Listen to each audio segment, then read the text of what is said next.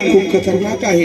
आणि माझे लोटन दादा तर इन्फंट्री मध्ये होते, सर्वात जास्त डेंजरस डिपार्टमेंट। कंटिन्यू त्यांना पाकिस्तान, चायना असं या समोरच पाकिस्तान म्हणजे दुश्मनांच्या समोरच ड्युटी करावी लागते। तरी त्यांनी 19 वर्ष कसे काढले असतील तुम्ही मला सांगा। त्या माणसाने बर्फामध्ये पाण्यामध्ये तो 20 मिनिटं आपण या पावसात त्यांच्यासाठी थांबू शकत नाही। हीच माझी विनंती। तर मला सांगा, प्रसंग अभावी ज्या वेळेस कारगिलची लढाई झाली, त्या कारगिलच्या लढाईच्या अगोदर जर कुठलाही जवान शहीद झाला तर त्या जवानाला जर तो आपत्तीजनक स्थितीत असेल, म्हणजे लेह लडाख, सियाचीन ग्लेशियर, अरुणाचल प्रदेश, सिक्कीम अशा ठिकाणी जर तो जवान शहीद झाला तर बॉडी सुद्धा घरी पाठवायची नाही, फक्त त्याची पेटी यायची, त्याचे कपडे घरी यायचे बस, आणि आई वडिलांना फोटो पाठवायचे, त्याच्यानंतर काहीच यायचं नाही। मग कारगिलच्या नंतर भारताचे स्वर्गीय भारतरत्न अटल बिहारी वाजपेयी यांनी संविधान मध्ये तरतूद केली कि मेरे देश का जवान अगर आपत्तिजनक स्थिति में शहीद होता है तो उसका पार्थिव शरीर उसकी मातृभूमि में जाएगा और अंतविधि उसका शान शौकत के साथ, सलामी के साथ, राष्ट्रीय ध्वज के साथ उसके मातृभूमि कर्मभूमि में होगा। तुम्ही शतशतक करतो ते अटलजींना। ज्यावेळेस ते संसद मध्ये भाषण करायचे तर म्हणायचे कि भारत कोई भूमि का टुकड़ा नहीं है, एक जीता जागता राष्ट्र पुरुष है।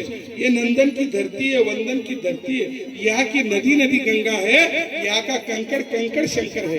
हम जिएंगे भी तो भारत के लिए, मरेंगे भी तो इस भारत के लिए। मरने के बाद अगर बहती हुई गंगा में अस्थियों को कोई कान लगाकर सुन लेगा तो ये क्या आवाज आएगी, भारत माता की जय, भारत माता की जय। असे म्हणणारे अटलजी यांनी भारतीय सेनेसाठी खूप काही केलेलं आहे। त्यांचं बलिदान आणि त्यांनी दिलेला सैनिकांना हा मदतीचा हात सैनिक कधी विसरणार नाही। मित्रांनो, माझी पोस्टिंग 2008 मध्ये गुलमार्गला होती। एक छोटासा विषय, आपण आपल्या परिवाराशी 5-5 मिनिटांनी व्हिडिओ कॉल करतो बाहेर गावी गेल्यावर। आमची पोस्टिंग तिथे झाली, पाकिस्तान समोर होतं आणि मला वाटलं आता नवीन नवीन फोन येईल बुवा, बाईना बिचारा दे काही, मायना बी दे काही, पोरेसना बी दे काही, वो व्हिडिओ कॉल मा। तिथून टावर गायब झाला। आम्ही 6 महिन्यासाठी पोस्टावर होतो बर्फाच्या वेळेस। मी रोज 100 रुपये ATM मधनं काढायचो आणि तो 100 रुपयाचा मेसेज पत्नीला जायचा, आईला जायचा आणि त्यांना तेव्हा कळायचं की आजीवंत आहे बुवा। तर अशी सैनिकाची लाईफ असते। परिस्थिती सैनिकाची खूप अवघड आहे। तुम्ही मला सांगा, टाटा, बाटा, वाटा, अंबानी, अदानी, कोणाचा पोरगा आहे का मिलिटरी, पोलीस मध्ये, पॅरामिलिटरी? कोणाचाच नाही। फक्त कोणाचा आहे, माझ्या तुमच्यासारख्या गरीबाचा, शेतकऱ्याचा। आणि त्यांचंच बलिदान या भारत मातेसाठी महान आहे, निश्चित रूपे सांगतो।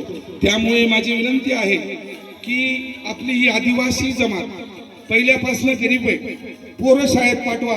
आपलं काय शे, कंपनीला जावा ना, गाडा बांधा ना, त्या पोऱ्याला शाळा जो होतो होईल। अरे त्याला त्याच्या हातात कोयता द्यायचा का पेन द्यायचा, तुम्ही ठरवा। का त्याला ऊस तोडायला जिंदगीभर न्यायचं? आज लोटन दादाकडे बघा, शिकला, सवरला, संघटित झाला। बाबासाहेब आंबेडकर सांगतात की शिक्षण हे वाघिणीचं दूध आहे, जो घेईल तो गुरगुरल्याशिवाय राहणार नाही। छत्रपती शिवरायांचं स्वराज्य आहे, प्रत्येक माणसाला स्वावलंबी जगण्याचा अधिकार आहे। तर त्याच्यामुळे माझ्या माता भगिनींना माझी विनंती असेल की या पोरांसाठी सरकारने खूप काही योजना काढल्या, ते या मुलांना पहिले शाळेत पाठवा, या मुलांना मोबाईल पासून दूर करा आणि यांना पहिले वर्गात जाऊन शिक्षकांना भेटा। नाही तर आपले बी मुलं पुढे कोयता घेतील, गाड्या बांधतील आणि ते कंपनीवर जातील। म्हणजे तुम्ही तसं केलं, तुमच्या मुलांनी तसं केलं, त्यांच्या मुलांनी बी तसंच करावं का? माझी विनंती आहे, शिक्षण हे कुठेच वाया जात नाही। आणि खास करून आदिवासी हा मूल निवासी आहे, आपल्या नावातच आहे आदिवासी। आदी म्हणजे पहिले आणि वासी म्हणजे इथला। आधीपासून या पृथ्वीवर, या भूतलावर असलेला आदिवासी म्हणजे आपण सर्वात प्रथम येतो आणि आपण या मालक आहोत या धरतीचे। आणि हे झाड, जंगल, पाणी आपलं आहे। निश्चित रूपी बलिदान आणि शूरवीर एकलव्याचा इतिहास मुलांना सांगा। द्रोणाचार्याने शिक्षण दिलं नव्हतं तर त्यांचा पुतळा बनवून त्यांनी एवढे मोठे धनुर्धारी झाले।